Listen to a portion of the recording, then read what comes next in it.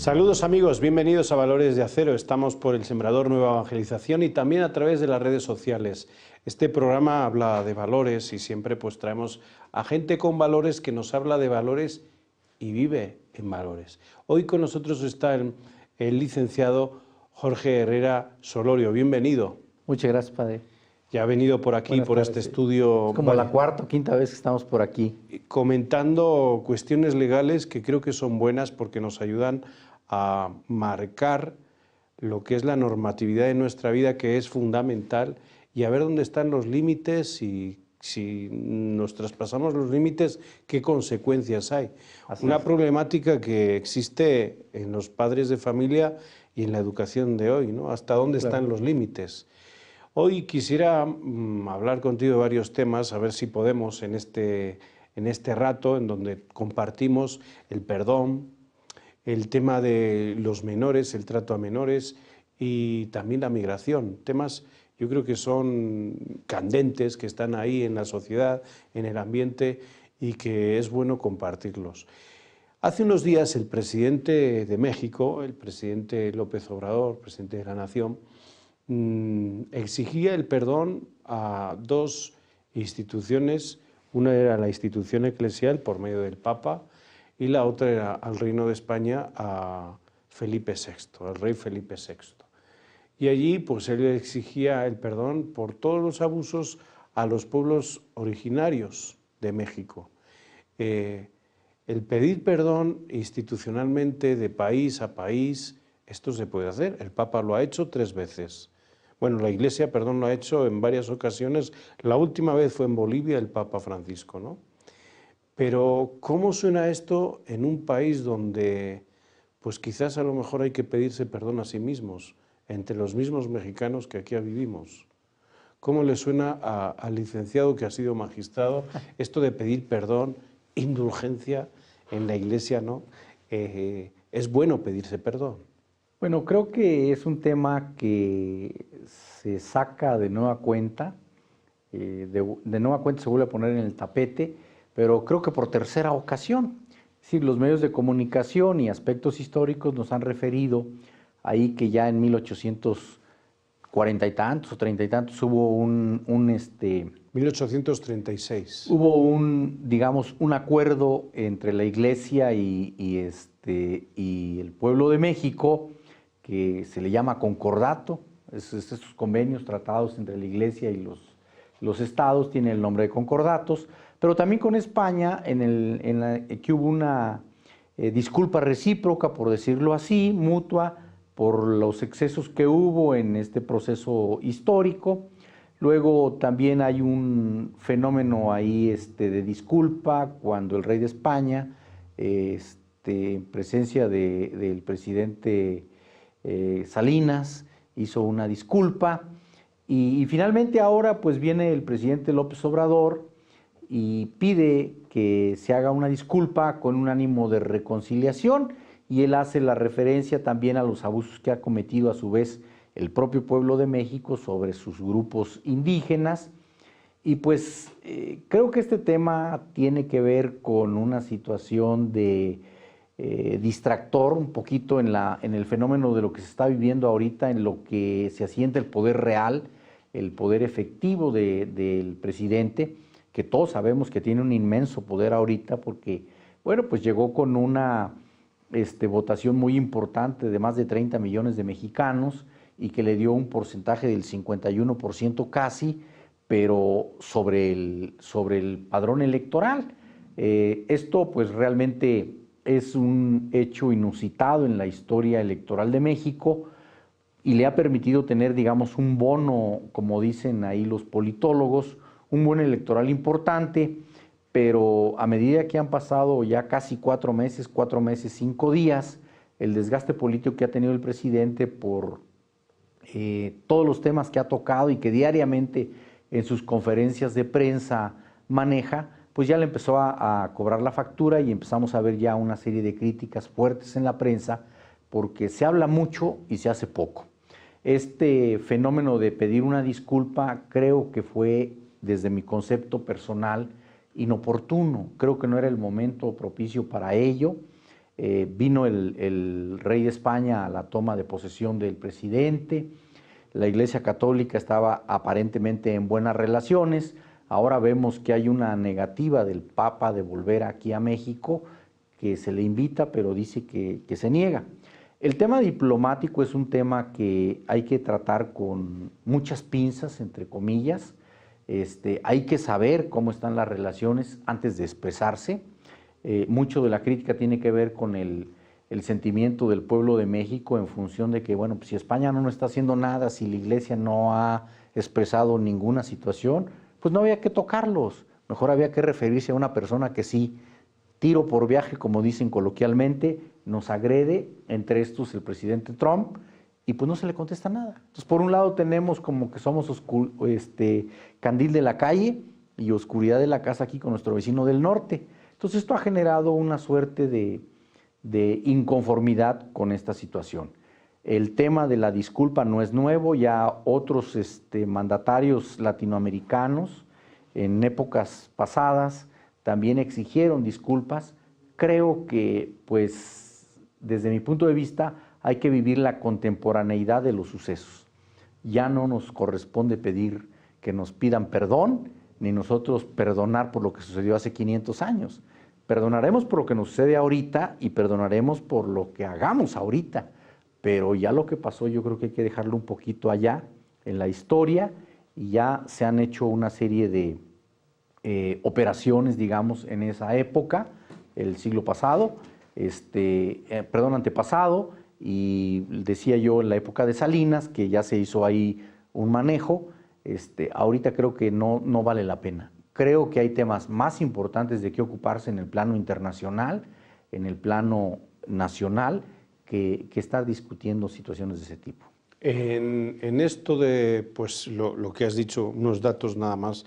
1836 hay un acuerdo entre el Reino de España y México en donde se pide perdón por todos los abusos, ¿no? Así es. Y en el viaje último del Papa a Bolivia, allí es donde pide perdón por todo lo que se ha hecho y los abusos a los pueblos originarios, que probablemente venga también con el próximo sínodo de la Amazonia, que se va a celebrar este año 2019 en octubre. De hecho, en el documento ya viene pues toda esta problemática que ha tenido y en la que ha colaborado la Iglesia, pero son nuevos tiempos y hay nuevos caminos de reconciliación, de transformación, ya verídicos y hechos, ¿no? Yo sí quisiera, a nivel de relaciones, la Iglesia pide perdón. ¿Tú cómo lo ves desde el punto de vista jurídico? Viene el Papa, pide perdón por esto, tira de las orejas si es necesario a los obispos, a los sacerdotes consagrados, a los mismos laicos, pero todo es en función de una mejora. ¿Por qué pedir perdón, tanto por parte de la Iglesia como en los acuerdos que se hace, se mira con recelo? Es decir, yo no sé si a lo mejor no estamos acostumbrados a pedirnos perdón públicamente o no se escucha un verdadero perdón de corazón. Bueno, es que desde el punto de vista jurídico, normalmente una cuestión de este tipo siempre va aparejada con el resarcimiento de un daño. Digamos, en términos civiles se habla de una indemnización. Si yo daño a una persona, tengo que repararle el daño y la reparación del daño se traduce en una cuestión de carácter pecuniario, de carácter económico. Le choco el carro a mi vecino, bueno, pues le tengo que pagar el daño que le hice, y luego si él tiene taxi, pues le tengo que pagar el perjuicio, que es la ganancia lícita que deja de obtener con motivo de ese daño. Pero más que nada, hoy en día viene una satisfacción derivada del perdón como de carácter moral, de carácter de explicitación pública de que hubo un error, de que hubo una culpa. Pero hoy se siente un poco de reticencia, de recelo en función de esta disculpa, porque se siguen dando los eventos. O sea, es decir, viene el Papa y hace una disculpa pública, quizás incluso por los abusos, por ejemplo, que ha habido en Estados Unidos, abusos de naturaleza sexual sobre menores, hace una disculpa pública y a los 15 días o al mes vuelve a salir otra noticia en esta tesitura. Entonces se siente que no hay una satisfacción plena, que no hay un arrepentimiento. Quizás el Papa, como jefe de la institución católica, pues él lo sienta y lo viva bien, pero los que están abajo no lo ejercen, no lo hacen. En los hechos trastocan lo que él en las palabras dice. ¿Cómo se puede, por ejemplo, devolver la fama y la dignidad a una persona? Cuando la justicia le ha dicho, usted es sospechoso de, ¿sí? En materia de daño moral, esto se maneja dentro del daño moral, pues muchas veces cuando alguien es ofendido o vilipendiado públicamente, pues el resarcimiento que se tiene es que se publica una nota periodística, algunas veces derivado de una sentencia, donde se le trata de reparar el daño. Yo lo he visto, por ejemplo, en el caso de algunas situaciones de los médicos que se dedican a la cuestión estética, que por ahí alguna artista acusó a un médico de que le hizo un mal trabajo, etcétera, etcétera, y con independencia de que condenaron a esta artista que le pagara los daños, también públicamente se emitió una consideración pública en un periódico en la que dicho profesionista se había apegado a las normas técnicas para realizar la operación. El problema que devino de la operación de esta persona fue por ciertas conductas de ella en el consumo de determinados enervantes. Yo veo, por ejemplo, un gran titular que acusa a una persona, pero luego después de un juicio sale el resarcimiento, pero sale un cuadrito así. ¿Esto es justo? Se supone que no. Se supone muchas veces las noticias públicas eran como dicen, en 4 columnas, como dicen en ese medio, y ya cuando salía la exoneración era en un cintillo ahí abajo. Exactamente. Se supone que conforme a la ley de prensa, a las leyes de prensa, debe ser en las mismas condiciones en las que se hizo la vilipendiación. Mucho tiene que ver esto, por ejemplo, cuando acusan a una persona de la comisión de una conducta delictiva y después resulta que fue inocente. Hay casos a veces muy dramáticos porque han sucedido en todos los sistemas jurídicos. En los sistemas jurídicos norteamericanos, pues muchas ocasiones se condenó a la pena de muerte a gente que era inocente, pero a la luz del juicio era culpable y después resultaron los verdaderos responsables. Entonces, ahorcamos a alguien o lo pusimos en la silla eléctrica y él no era el culpable. Y de repente, pues nos ha sucedido en el sistema jurídico mexicano, en el sistema jurídico queretano. Yo recuerdo hace muchos años un caso de personas que fueron condenadas por un delito de homicidio y perdieron todo y se quedaron en la cárcel como si fueran homicidas y a los 3 años aparecieron los verdaderos homicidas. Entonces lo único que se hizo fue pues, sacarlos de la cárcel y tratar de repararles el daño por parte del Estado, otorgándoles una concesión de placas de sitio y en algunas ocasiones pues sacando una publicación periodística, pero ¿cómo le devuelves los 3 años que estuvo en la cárcel y los daños que una persona tuvo en la cárcel porque salió de ahí con epilepsia? Entonces, lo que se ha buscado es el resarcimiento de carácter económico. Incluso la Ley Federal del Trabajo, tiene ahí un catálogo muy preciso del valor de un dedo, de una uña, de un pie, de una pierna, etcétera, etcétera. Hasta el valor más importante, que es la vida de una persona. Muy bien, pues estamos con Jorge Herrera Solorio. Él es licenciado en Derecho, ha sido magistrado aquí en el estado de Querétaro. Vamos con el equipo de Resumen AR, que ya tiene preparadas las 5 noticias más importantes de la Iglesia Católica y de los Agustinos Recoletos, y seguimos aquí en Valores de Acero.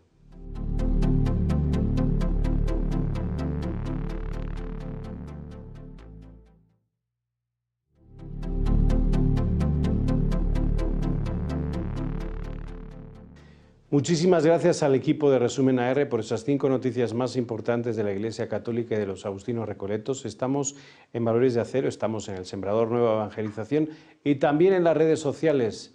Hoy con nosotros nos vuelve a visitar, con mucho gusto le recibimos a Jorge Herrera Solorio. Él es licenciado en Derecho, abogado, y bueno, pues estábamos hablando del perdón, necesario también en las leyes, en la normatividad de la vida. Y yo quisiera hablar contigo, compartir con nuestra audiencia el tema de la protección, de la prevención y protección al menor. En México como que ha despertado todo esto la Iglesia Católica por los abusos que ha habido, por los silencios que que nos han convertido a veces en cómplices y también pues, en cubrimiento, ¿no? El silencio y el secreto es lo que hace. Hoy, gracias a Dios, lo que se quiere es llegar a una transparencia y hablar, como aquí hablamos, tranquilamente, de todo esto de tema del menor. Esto pasa en la Iglesia, pero principalmente el problema es una educación familiar en torno a la prevención y protección.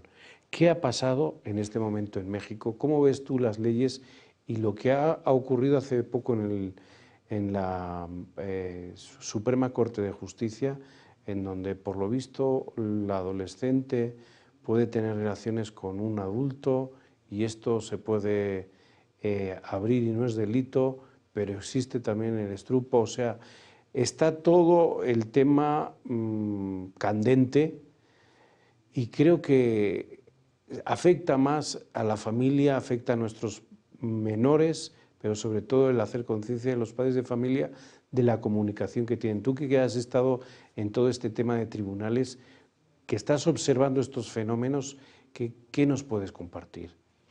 Bueno, creo que hemos pasado de una sociedad que éramos una sociedad cerrada, digamos, la sociedad queretana, la sociedad mexicana era una sociedad muy cerrada, con una serie de valores muy arraigados,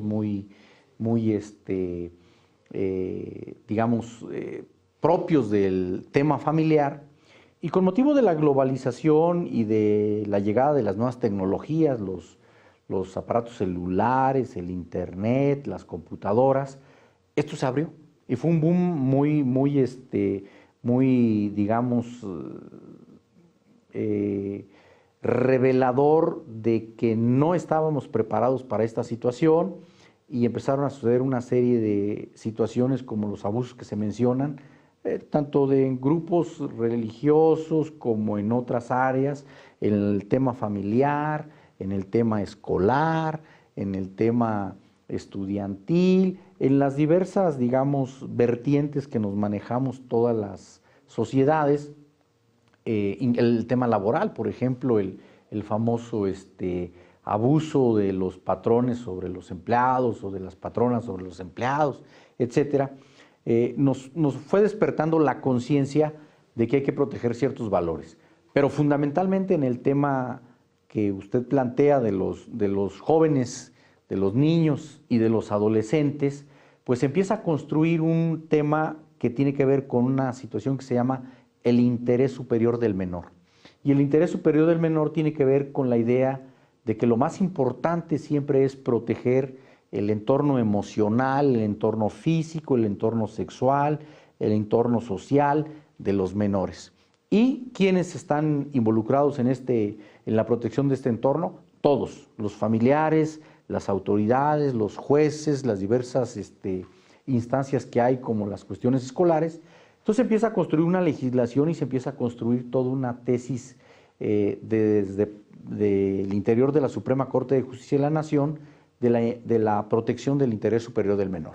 El interés superior del menor, ¿qué tiene que ver con esto? ¿Cómo lo podemos poner en palabras sencillas? Bueno, lo más importante es el desarrollo de los jóvenes y de los menores, que tengan un desarrollo sano, equilibrado, de preferencia siempre en valores como el deporte, el estudio, el trabajo, y que desde luego estén alejados de una serie de cuestiones que puedan generar perversión en ellos, depravación en ellos, y para ello tiene que trabajar la sociedad en su conjunto a través de las diversas instituciones. ¿Esto para qué? Pues para generar individuos sanos y que no tengan ninguna serie de traumas o de problemas que afecten su desarrollo y desde luego posteriormente su cuestión de adultos. En el tema todo lo que es los menores, ¿cómo considera usted qué edades? Porque no en todos los lugares se considera como menor, ¿no? Está siempre oscila entre 17 y 18, en otros lugares es a 21. Acaba de haber a nivel nacional y en Querétaro, a partir del mes de octubre del año pasado, se hizo una reforma importante con motivo de una recomendación de la ONU a nuestro país, en el sentido de que solamente los mayores de 18 años podrían contraer nupcias. Antiguamente, en los códigos que había, por ejemplo, en los estados de Veracruz, Guerrero, zonas costeras, los códigos permitían el matrimonio entre jóvenes que tuvieran 12 años y 14 años de edad. En los varones 14 años de edad, en las mujeres 12 años. Esto tenía que ver con condiciones de carácter biológico, relacionadas con la reproducción. En el caso de las señoritas, cuando arribaban a los 12 años o 13 años o a lo mejor en 11 años, ya eran señoritas, por decirles con una palabra, a lo mejor puede resultar inapropiada, pero tenía que ver con que ya eran fértiles. La fertilidad le proviene a la mujer a partir de su primer periodo, de su primera menstruación. Entonces, a partir de ese momento, pues ya se les consideraba como aptas para el matrimonio. Sin embargo, los últimos criterios de la Corte y los criterios emitidos por la ONU hacia México, pues señalaron que, si bien es cierto, pueden tener ya aptitud para ser madres o para ser padres en el caso de los jóvenes de 14 años, lo cierto era que se les truncaba una buena parte de su adolescencia y no terminaban digamos, de madurar, por usar una palabra, su niñez. Entonces se decidió que se reformaran diversos códigos y se hace la recomendación a México para que puedan contraer nupcias, sea cuando menos de 18 años. Querétaro, por ejemplo, tenía 16 años en el hombre y 14 en la mujer, porque las condiciones geográficas, alguna vez leí la exposición de motivos, pues hacía que fuera un poco más retardado ese periodo en el caso de las mujeres y también en los hombres. El sistema judicial protege a los menores también de ampliamente situaciones injustas que pueden padecer en la familia, entre los padres de familia. Sí. Es decir, maltrato físico, que los utilicen como rehenes ante diferencias matrimoniales. ¿Esto cómo un menor puede exponer todo esto? ¿Cómo se le puede ayudar al menor? Hoy en día se ha avanzado mucho porque antiguamente, y digo antiguamente de unos 8 o 10 años para atrás, no se escuchaba a los menores. De hecho, se consideraba que solamente el mayor de 12 años podía expresar su opinión. Pero hoy en día es común, derivado de diversos tratados internacionales, del interés superior del menor, de las reformas que hicieron a la Constitución y a los diversos códigos estatales, códigos civiles estatales, de la posibilidad de que los jueces escuchen a los menores. Y los escuchan normalmente en una cuestión de carácter, digamos, un poquito secreta, con la asistencia siempre, desde luego, de un secretario de acuerdos que da fe de todo, con la asistencia de un psicólogo y muchas veces, la mayoría de las veces, siempre con el Ministerio Público, un representante del Ministerio Público para que proteja el interés superior del menor. Y con la circunstancia de que estas pláticas pues normalmente quedan en la secrecía del juez y del menor para que no haya mayor problema. Se puede llegar y se usa ya hoy en día que no se pone el nombre de los menores para los efectos de guardar la confidencialidad. Se usan sus iniciales nada más. Se puede llegar a la exageración. Es decir, sale una sentencia de hace unos meses en un país europeo en donde el muchacho de 10 años denuncia a su mamá porque le da unas bofetadas. Esto, sí. Podemos llegar al vicio de tanta protección que al final quedan desprotegidos los papás. ¿Se puede llegar el vicio al otro extremo? Por supuesto, hay los abusos nosotros los llamamos abusos del derecho. Y desde luego también en los códigos se contempla el derecho de corrección. El derecho de corrección que tienen los padres sobre los menores, que ahora ya se limitó para los efectos de que no haya el castigo físico. Es común ver en los medios de comunicación, en las redes sociales, por ejemplo, los memes, así le llaman, muy icónicos de, bueno, pues a ti qué psicólogo te educó. Entonces hay un cinturón, hay una chancla por ahí, hay un palo, que eso era lo que usaban antiguamente los papás. Hoy en día se supone que eso ya está proscrito y que, bueno, pues el derecho de corrección tiene que ver con que se le llame la atención al menor desde un punto de vista verbal, estrictamente, sin llegar a una cuestión de violencia. Porque entonces ya vamos a entrar a la temática de la violencia intrafamiliar, que genera el que si un padre golpea a un menor, pues que le den la custodia al otro padre. Y desde luego también ya muchas de las consecuencias provienen de las sentencias dictadas por los jueces en los diversos juicios en los que se obliga al tratamiento psicológico a los integrantes del grupo familiar. Tú que has vivido todo este tema familiar, ¿los niños sufren? Por supuesto que sufren muchísimo. Sufren muchísimo. Hemos llevado asuntos en los que muchas veces incluso son señalados como culpables de la separación de los papás. Entonces llegan con una carga de culpa terrible. Jorge, vamos a hablar en estos últimos minutos del primer tema que nos trajo aquí a este programa y nos están viendo desde el otro lado. Seguimos con la construcción de muros y nosotros desde esta televisión, desde el SNE, desde el Sembrador Nueva Evangelización, construimos puentes. Situación migratoria.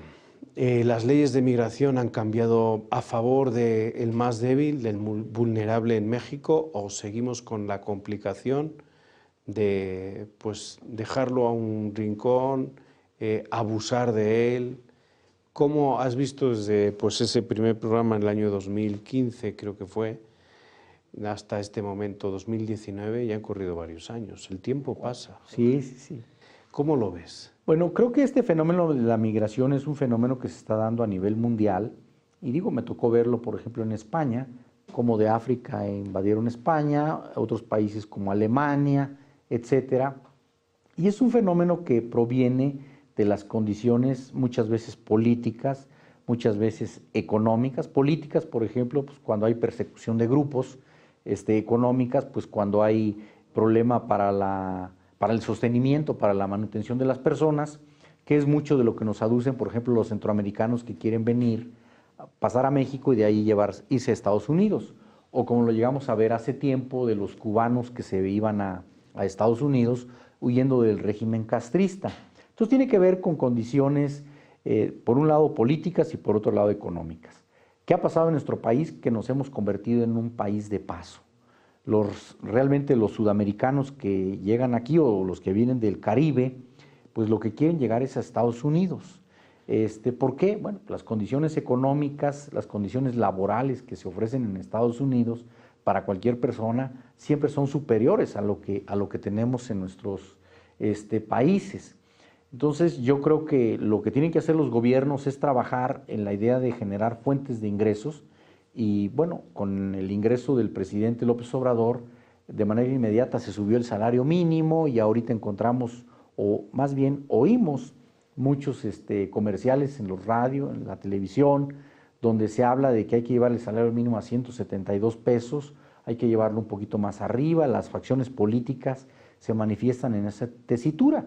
Lo cierto es que, por ejemplo, en Estados Unidos hay lugares donde el salario mínimo por hora es de $20, $22. Entonces, para estar más o menos en las condiciones de competitividad tenemos que trabajar muchísimo, primero para generar la riqueza. El tema fundamental es generar riqueza para abrir empleos. ¿Qué está sucediendo con las políticas asistencialistas del nuevo gobierno? Pues creo que con todo respeto están generando un poco el freno de la riqueza. Están generando el que se frene la riqueza, el que se frene la productividad, pues porque a gran cantidad de jóvenes, por ejemplo ahora, se les van a pagar becas. A gran cantidad de adultos mayores se les van a duplicar también los apoyos que se les daban. Está bien, yo digo que puede ser una medida sana, pero creo que hay que buscar la alternativa por otro lado. Hay que buscar la alternativa por generar factores de producción que realmente hagan crecer la riqueza de este país.